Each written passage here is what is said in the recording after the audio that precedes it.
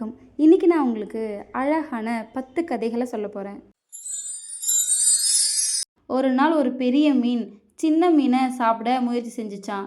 அப்ப அந்த சின்ன மீன் பெரிய மீன்கிட்ட, "நான் உனக்கு என்ன கெடுதல் செஞ்சேன்? என்ன ஏன் நீ சாப்பிட பார்க்குற?" அப்படின்னு கேட்டுச்சாம். அதுக்கு பெரிய மீன், "நீ எனக்கு எந்த கெடுதலும் செய்யல தான். ஆனாலும் எனக்கு பசிக்குதே. அதனால தான் உன்ன நான் சாப்பிட போறேன்" அப்படின்னு சொல்லுச்சாம். உடனே சின்ன மீன், "இது என்ன நியாயம்?" அப்படின்னு சொல்லி பேசிக்கிட்டே இருந்துச்சாம். அதுக்கு பெரிய மீன், "வெறுமனே பேசிக்கிட்டு இருக்கிறதுனால எந்த பயனும் இல்ல. உனக்கு 2டே வழி தான் இருக்கு. உன்னை நீ காப்பாத்திக்கணும்னு நினச்சினா, ஒன்று இந்த இடத்துலேருந்து தப்பிச்சு ஓடு.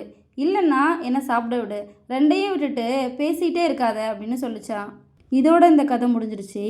உயிர் வாழறதுக்கான போராட்டம் எல்லா உயிரினங்கள்கிட்டேயும் நடந்துக்கிட்டே தான் இருக்குது. ஓடணும், இல்லைன்னா எதிர்த்து போராடணும். இது 2 தான் இயற்கையோட கட்டளை. இது 2ம் இல்லாமல் பேசிக்கிட்டே இருக்கிறதுனால எந்த பிரயோஜனமும் இல்லை. அதுதான் இந்த கதை நமக்கு சொல்லுது. ஒரு குட்டி பாப்பா விடுமுறை நாட்களில் கிராமத்தில் இருக்கிற பாட்டி வீட்டுக்கு வந்தாலாம். தினமும் விளையாட போகும்போது மரத்தடியில் கிடக்கிற வேப்பங்கொட்டைகளை சேகரித்து வந்து மஞ்சு பையில் போட்டு வச்சாலாம்.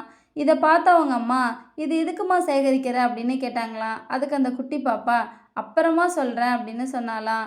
உடனே அவங்க அப்பா, "இலைகள் குச்சிகளை வச்சு விதவிதமாக கிராஃப்ட் செய்வாள்ல, அந்த மாதிரி எதுக்காவது இருக்கும்" அப்படின்னு சொன்னாராம். அதுக்கு அவ பதிலே சொல்லாமல் சிரிச்சாலாம். ஒரு வாரம் கழித்து சென்னைக்கு கிளம்புனாங்களாம். அந்த குட்டி பாப்பா அவங்க அப்பா கிட்ட, "அப்பா, சென்னைக்கு பக்கத்தில் போனதும் நான் சொல்கிற இடத்துலலாம் நீங்கள் காரை நிறுத்தணும். அங்கெல்லாம் ரோடு ஓரமாக நான் இந்த வேப்பங்கொட்டைகளை போட போகிறேன்.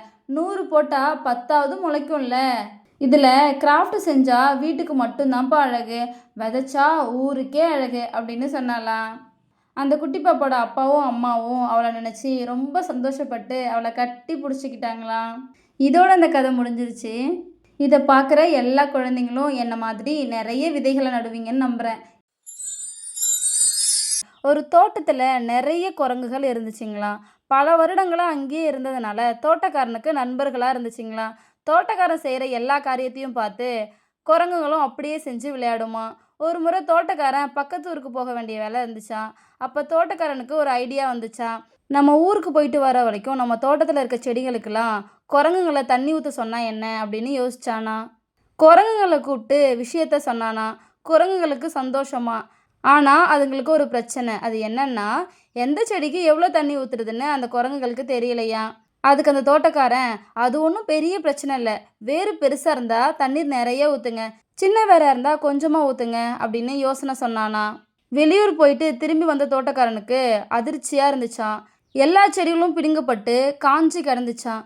என்னாச்சு அப்படின்னு குரங்குகள்கிட்ட கேட்டானா தோட்டக்காரன்.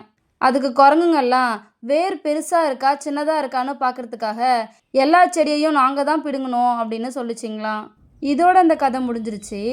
புத்தி இல்லாதவங்க கிட்ட பொறுப்பை கொடுக்கறது புத்தி இல்லாத செயல். அதை தான் இந்த கதை நமக்கு சொல்லுது. ஒரு ஊரில் எலி தொல்லை அதிகமாக இருந்துச்சான். இதை பார்த்த ராஜா, ஒரு செத்த எலி கொண்டு வந்து கொடுத்தா 10 ரூபாய் தரப்படும் அப்படின்னு சொல்லி அறிவிச்சாராம். மக்களும் நிறைய எலிகளை கொன்று பையில் போட்டு அரண்மனைக்கு எடுத்துட்டு வந்து கொடுத்துட்டு பணத்தை வாங்கிட்டு போனாங்களாம். அரண்மனையில் துர்நாற்றம் அடிக்க ஆரம்பிச்சுதான். அரசனுடனே செத்த எலியோட வாழை மட்டும் கொண்டு வந்து கொடுத்தா போதும் அப்படின்னு அறிவிச்சாராம். வாழை கொண்டு வந்து கொடுத்துட்டு காசு வாங்கிட்டு போகிற மக்களோட எண்ணிக்கை நாளுக்கு நாள் கூடிக்கிட்டே இருந்துச்சான். ஆனால் எலி தொல்லை குறையவே இல்லையா. இதை பற்றி அரசன் தீவிரமாக விசாரிக்கும் போது தான் தெரிஞ்சிச்சான், பணம் கிடைக்குமேனு மக்கள் வீட்டிலே எலி வளர்க்க ஆரம்பிச்சிட்டாங்க அப்படின்னு. இதோட இந்த கதை முடிஞ்சிருச்சு. பணத்துக்காக மக்கள் என்ன வேணால் செய்வாங்க. அதுதான் இந்த கதை நமக்கு சொல்லுது. ஒரு ஊரில் ஒரு செல்வந்தர் இருந்தாராம். ஒரு நாள் ஏதோ ஒரு வேலையாக நடந்து போய்கிட்டு இருக்கும்போது அவருடைய செருப்பு பிஞ்சு போச்சான்.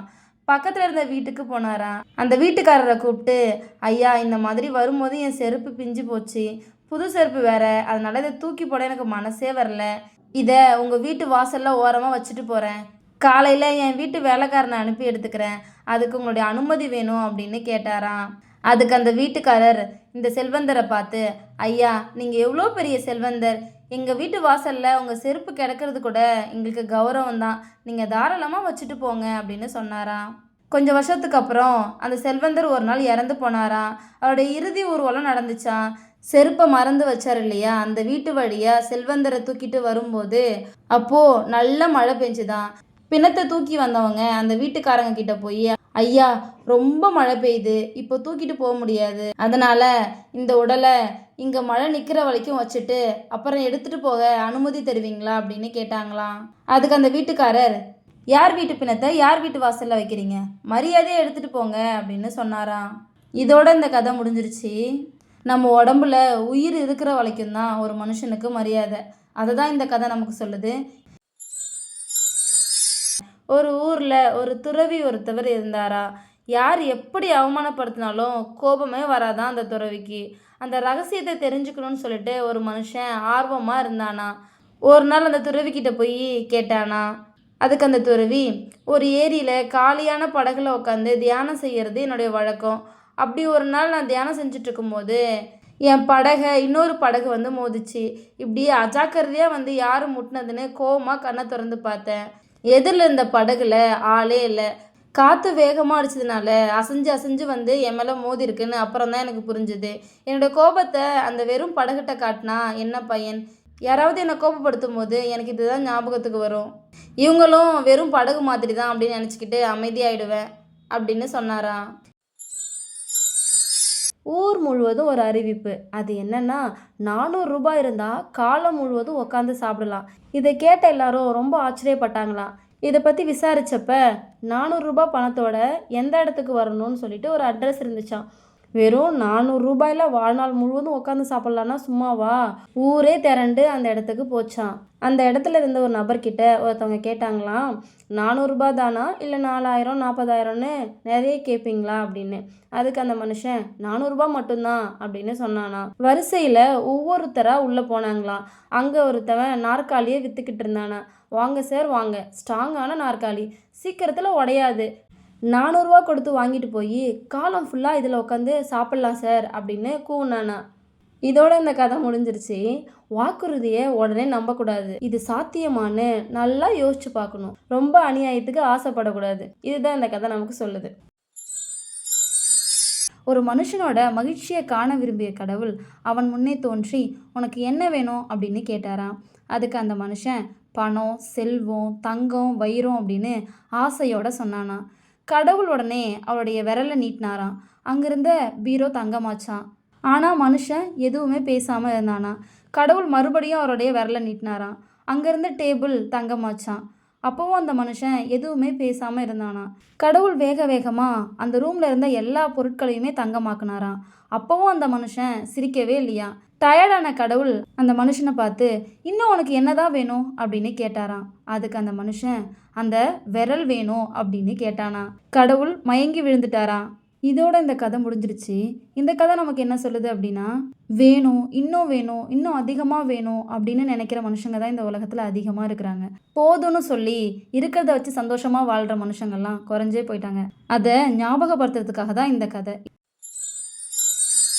பசியில் இருந்த ஒரு பெண் சிங்கம் ரொம்ப நேரம் உணவு தேடி ஒரு மானை பார்த்துச்சான். அந்த மானை வேட்டையாடி சாப்பிட ஆரம்பிச்சுதான். அதுக்கப்புறம் தான் அந்த சிங்கத்துக்கு தெரியுமா அந்த மான் கருவுற்று இருக்கு அப்படின்னு. இதை பார்த்து அதிர்ச்சியான சிங்கம் உடனே தாயோட வயிற்றுலேருந்து வெளியே வந்த அந்த குட்டியை காப்பாற்றுறதுக்காக ரொம்ப நேரம் போராடிச்சான். ஆனாலும் அந்த மான்குட்டி இறந்து போயிடுச்சான். இதை தாங்க முடியாத அந்த பெண் சிங்கம் அப்படியே கீழே விழுந்துடுச்சான். கொஞ்ச நேரத்துக்கு அப்புறம் இந்த காட்சி எல்லாத்தையும் படம் எடுத்துட்டு இருந்த ஒரு மனுஷன் அந்த சிங்கத்துக்கு பக்கத்தில் போனானா. அந்த சிங்கம் இறந்து போயிருந்துச்சான். இதோட இந்த கதை முடிஞ்சிடுச்சு. இந்த மனுஷன்கிட்ட தொலைஞ்சு போன குற்ற உணர்வு இன்னும் அதிகமாக விலங்குகள்கிட்ட காணப்படுது. இதை தான் இந்த கதை நமக்கு சொல்லுது. கோவில் யானை ஒன்று நல்லா குளிச்சுட்டு சாலையில் வந்துட்டு இருந்துச்சான். ஒரு சிறிய பாலத்தில் அந்த யானை வரும்போது எதிரில் சேத்துல குளிச்சுட்டு ஒரு பன்றி வாழை ஆட்டிக்கிட்டே வந்துச்சான். யானை ஒரு ஓரமாக ஒதுங்கி நின்று அதுக்கு வழி விட்டுச்சான். அந்த பன்றி எதிரில் இருந்த இன்னொரு பன்றிக்கிட்ட, பாத்தியா அந்த யானை என்னை பார்த்து பயந்துடுச்சு அப்படின்னு சொல்லி சிரிச்சுதான். அந்த பன்றி யானையை பார்த்து, நீ பயந்து தான் ஒதுங்கி நிற்கிறியா அப்படின்னு கேட்டுச்சான். அதுக்கு அந்த யானை, நான் தவறி விழுந்தா அந்த பன்றி நசுங்கிடும், அது மட்டும் இல்லாமல் நான் ரொம்ப சுத்தமாக இருக்கேன், அது மேலே உள்ள சேரி என் மேலே பட்டா நானும் அசுத்தமாகிடுவேன், இதனால தான் நான் ஒதுங்கி நின்னேன் அப்படின்னு சொல்லிச்சான்.